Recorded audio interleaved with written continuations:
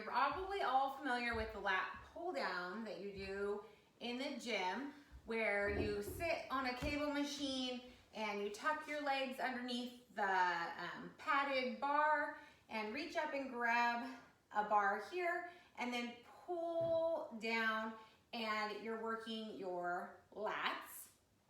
And this is a lat pull over rather than a lat pull down. So you're still working your lats, but you're able to do it at home, and it's still a pulling motion, which is really great. So you can do this movement on the floor or on a raised surface. So I'm gonna start by showing you up on an elevated surface how to do this movement. The nice thing about being up and elevated is that you get your full range of motion, and that the floor doesn't stop your range of motion. So here we go. I'm gonna show you just with one weight. So here's one weight, and I'm gonna come to lying down, and I'm gonna let my head rest on my elevated surface. So my head is resting on my elevated surface. I have my core nice and tight, so my low back is pressing down. And then I'm going to press that weight up overhead, and then I'm going to very slowly, slow is key, bring the weight up overhead to my full range of motion, and then with control, pull it back over. All right, so it goes very slowly. Again, I'm engaging my core here. There's no gap between my low back and my elevated surface.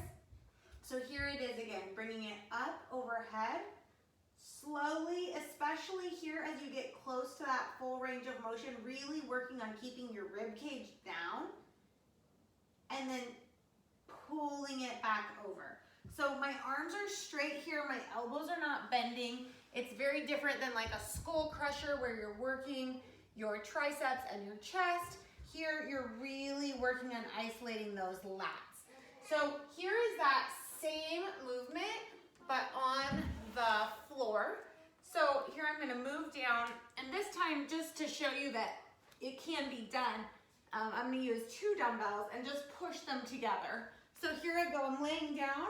Again, I'm engaging my core, pressing my low back into the floor, and then I'm just gonna raise those weights up overhead, keeping my rib cage down. So I started to pop there, and I had to re-engage my core, and then pulling that weight back up.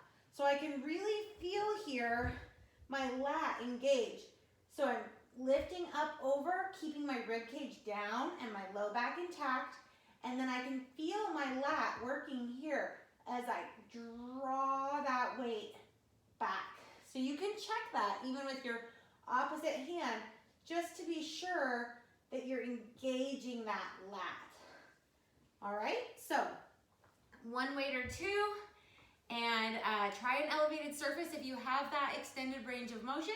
Otherwise, you can be on the flat floor.